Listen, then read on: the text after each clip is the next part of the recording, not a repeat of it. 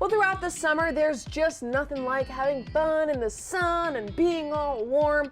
But isn't it nice, too, to get a break from the sun, take some time in the shade? Well, turns out we're not the only ones who love shade. So do these plants we have with us today. And we also have with us today this lady who I love so much. This is Ginny Rosenkranz. She is a gardening expert with the University of Maryland Extension. How you doing, Ginny? I am doing fine. I'm doing fine.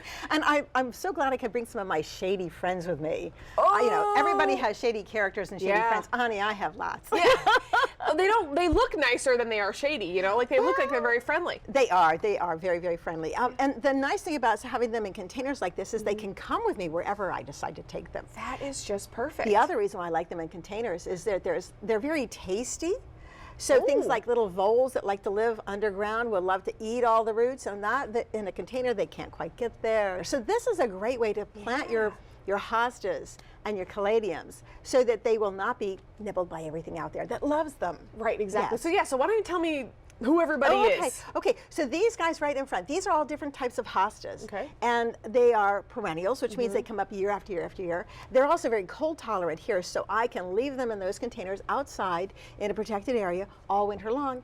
And then in the springtime, the little flowers, the little leaves start to come up and I'm like, oh, hello. And I just know it's spring at that point. I love that. I know I'm crazy, but I just love that. So the neat thing about hostas, they come in lots of different colors. So these are just all the green and white ones that I had. This is a triploid actually, which is kind of fun. They all have flowers.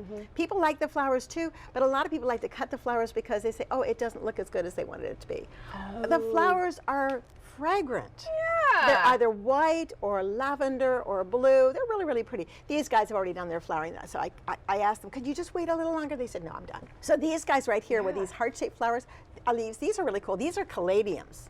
And they grow in like a little bulb, but they are not cold tolerant. So as soon as the temperature gets below 60, that's when I have to say, okay, I'm going to have to bring you in. So with this guy, I'm not going to bring him in. I'm just going to actually dig the bulbs up.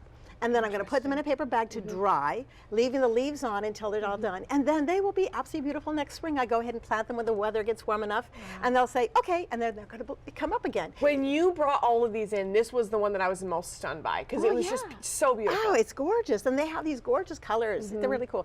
And just for fun, I brought this is a coleus. And this again is an annual. So these guys are perennials. This is a hardy perennial, not a hardy perennial, and an annual. But coleus are so cool because, I mean, like they just grow like crazy. They grow like gangbusters. They come in lots of different colors.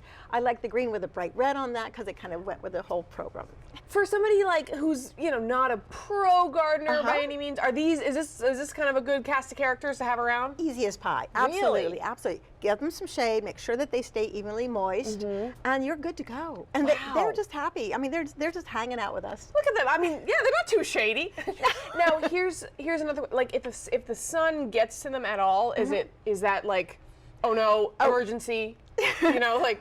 In the morning sun, we'll burn them a little bit, but not too much. And I've had that here too, but they don't like the afternoon sun because that's much hotter, more intense when you think about it. It's always better for people to go outside in the morning because it's cooler, the sun's not as intense, it's a lot easier on everybody. And the same thing for these guys. Great, and Ginny, it's always so good to catch up with you. This is a random question that just popped into my head. I'm just gonna ask you, do you name your plants? Like, are you like, hey, Freddie? Like, I don't know.